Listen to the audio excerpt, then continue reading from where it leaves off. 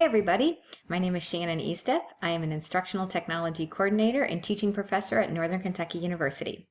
Today we are going to talk about Magic School, Magic Student, where you can choose to add in tools and launch rooms for students to engage with. So on the traditional Magic School side of things, this is really targeted towards teachers using tools to generate content, lesson plans, rubrics, those kinds of things.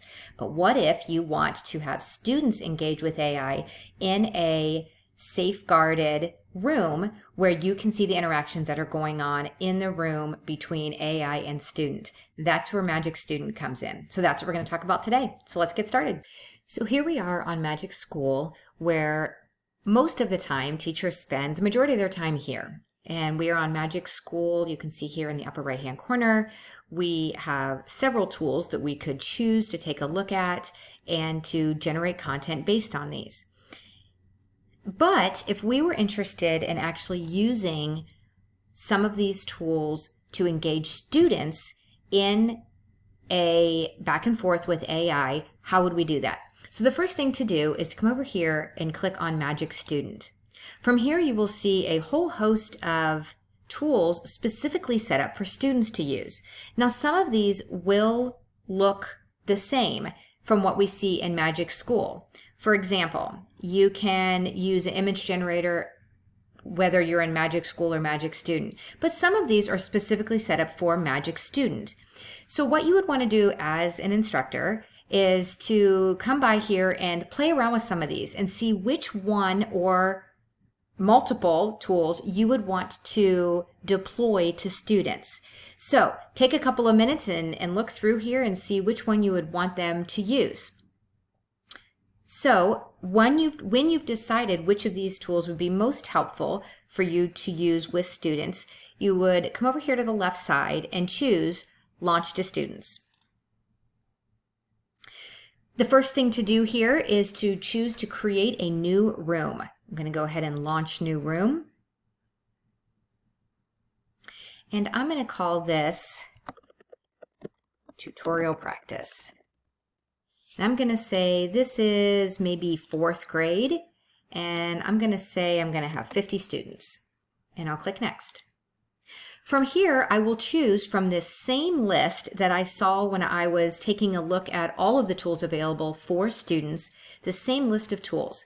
So let's say for this particular exercise, I want them to use a character chatbot. So I'm going to go ahead and click on that, and it's up here on at the top.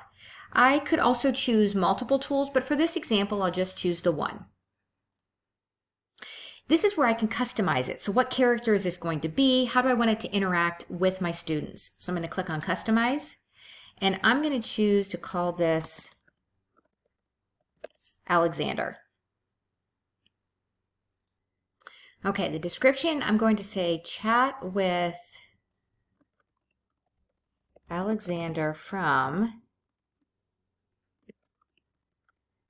Alexander and the terrible, horrible, no good, very bad day. Okay. I am going to, down here, I'm going to tell this exactly who this is. And I might also say, be sure to ask students both about the book and about a time that they had a bad day. Okay, so I've got all my information in here, and I want to hit Next over here.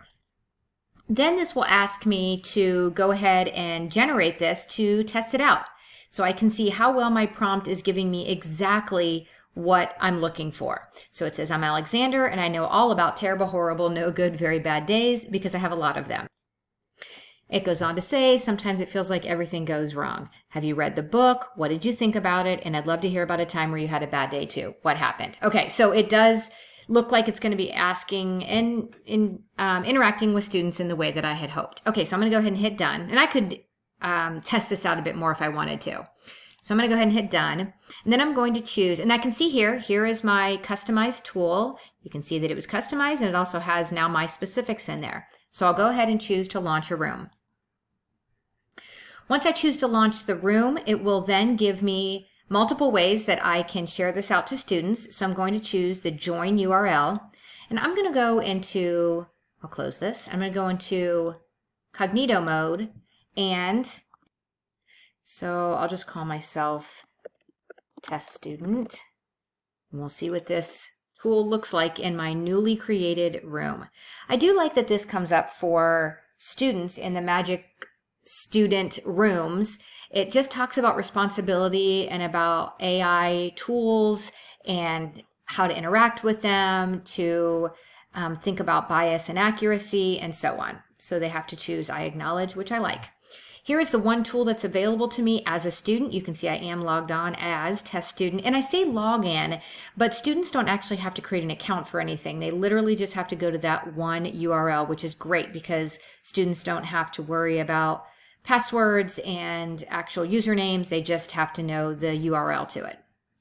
So I'm going to go ahead and click on this, and I'm going to hit generate. Okay, here we go.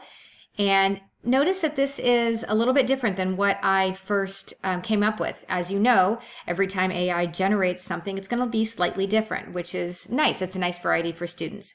So have you ever had a day that felt really bad? I'd love to hear about it. And what do you think of my story? Did you read the book? I liked the story, and I have had many bad days in my life. Okay, so it goes on. I'm glad you like the story. It really shows that everyone has tough days. Can you tell me about one of your bad days? Okay, let's see if I veer off a little bit. Can you tell me what the bright point of your bad day was?